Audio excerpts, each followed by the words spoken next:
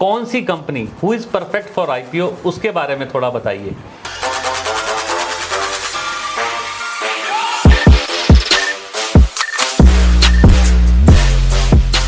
SME IPO, हमारे पिछले video में आपने जाना कि एसएमई आईपीओ क्या होता है और वो किन के लिए जरूरी होता है। आज हमारे स्टूडियो में फिर से आए हैं इंडिया के number 1 IPO consultant Arun Dabral ji, जो हमें आईपीओ के बारे में और जानकारी देंगे। जो हमारी कुछ और इंक्वायरीज हैं उनके बारे में हम इनसे जानेंगे। हमारे चैनल फाइनेंस विद नीरज में आपका स्वागत है। आइए बात करते हैं इंडिया के number 1 IPO consultant Arun Dabral ji से। अरुण जी, हमारे चैनल पर आने के लिए बहुत बहुत धन्यवाद। पिछली जानकारी से हमें बहुत इंक्वायरीज आई और लोगों ने हमें कांटेक्ट किया, तो इसीलिए हमने आपको दोबारा इनवाइट किया हमारे चैनल पर। हमारा एक सवाल बहुत आ रहा है कि कौन सी company who is perfect for IPO, उसके बारे में थोड़ा बताइए। किसी भी चीज़ में परफेक्ट और इनपरफेक्ट वाला नहीं होता है। ओके। कौन सी कंपनी आईपीओ में जाना चाहती है? हर कंपनी आईपीओ में जा सकती है।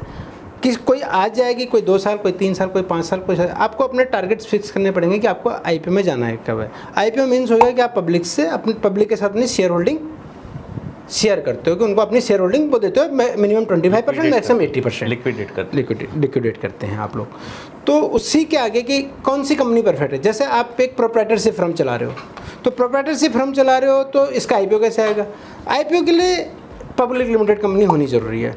तो क्या होता है, प्रोप्राइटरशिप फर्म प्राइवेट लिमिटेड में कन्वर्ट होती है, उसका कुछ एक प्रोसेस है, और उसके बाद हम उसको पब्लिक लिमिटेड में जाते हैं। तो 1 और 2 ईयर का ये प्रोसेस होता है जिसके थ्रू हम लोग आईपीओ में जा सकते हैं। मतलब पहले प्रोप्राइटरशिप से मैं प्राइवेट लिमिटेड में जाऊंगा, प्राइवेट लिमिटेड से हम उसको लिमिटेड में जाएंगे। लेकिन उसमें कुछ टैक्स लायबिलिटीज़ बनती हैं। वो टैक्स लायबिलिटीज़ का कुछ वो है कि आपको नेक्स्ट 5 ईयर 51% प्रोप्राइटर का स्टेक होल्डिंग कंपनी के अंदर रहनी चाहिए, तो फिर टैक्स लायबिलिटीज़ नहीं रहती हैं। वो आप कोई भी कंपनी है अपने चार्टर्ड अकाउंटेंट से बेटर समझ सकती हैं। तो ये है कि प्रोप्राइटर भी, पार्टनरशिप फर्म भी, और प्राइवेट लिमिटेड भी और लिमिटेड कंपनीज भी आईपीओ के लिए जा सकती हैं। इस तरह से अगर मेरी एग्जिस्टिंग प्राइवेट लिमिटेड कंपनी है तो फिर एक स्टेप एक तरह से मैं आगे जा सकता हूं। आप एक स्टेप पहले हो ऑलरेडी, आप उसको पब्लिक लिमिटेड में कन्वर्ट करते हो।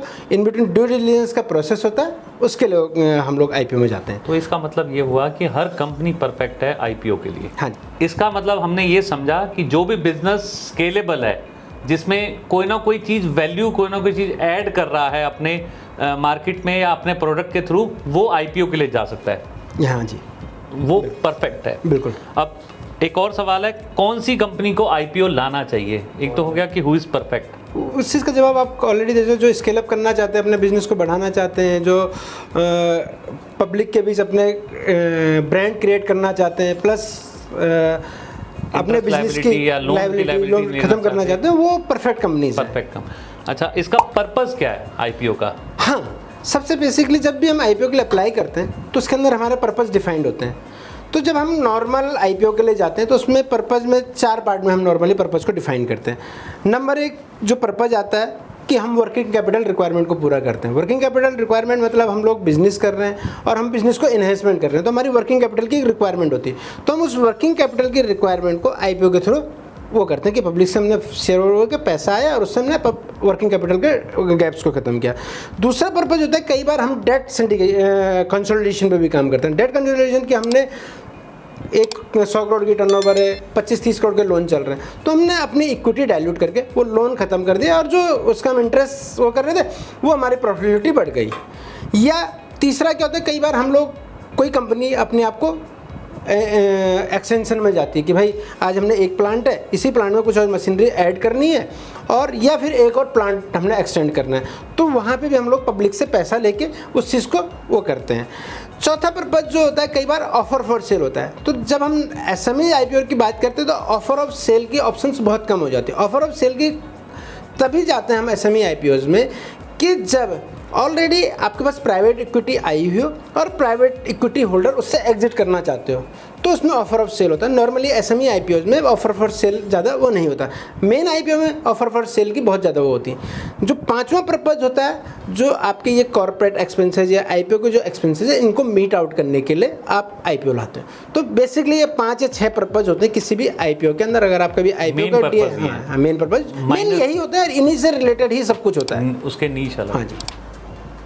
अब आपके मन में कोई सवाल है कि मेरा पर्पस क्या है आईपीओ लाने का, या मैं क्यों आईपीओ लाऊं, तो आपके काफ़ी सारे सवालों का जवाब मिल गया होगा और अरुण जी ने बहुत अच्छे तरीके से इसको समझाने की कोशिश की है। अरुण जी, अगर मेरा पर्पस क्लियर हो जाता है तो उसके बाद आप हेल्प कर देते हैं और हम हाँ, आपसे उसके- पूरा पाथ समझ लें और बिल्कुल। आज आप किसी भी स्थिति में हो और आपकी कंपनी भी किसी भी हालत में हो, तो आप एक प्लान कर सकते हो कि मेरे को 2 साल, 1 साल, 3 साल, 5 साल में एक आईपीओ लाना है। तो हम उस हिसाब से आपको गाइड कर सकते हैं इनिशियल टू एंड कि कैसे आप आपका आईपीओ आएगा, उसके लिए क्या क्या आपको करने पड़ेंगे, कैसे कैसे आप वैल्यू एडिशन कर सकते हो और आपकी वैल्यूएशन अच्छी होगी। वो हम आपको पूरा स्टार्ट से लेकर एंड तक गाइड करते हैं। इसमें एज पर सेबी के हिसाब से अंडर राइटिंग भी 100% हमारी ही होती है। हम लोग मर्चेंट बैंकर के साथ मिलके अंडर राइटिंग पूरी वो करते हैं कि आपका आईपीओ अनसक्सेसफुल ना हो। ये एक सेबी की तरफ से गाइडलाइन है। आपको पर्पस पता लग गया, किसको आईपीओ के लिए जाना चाहिए और उसका प्रोसेस कैसा होगा, ये सब अरुण जी ने बताया।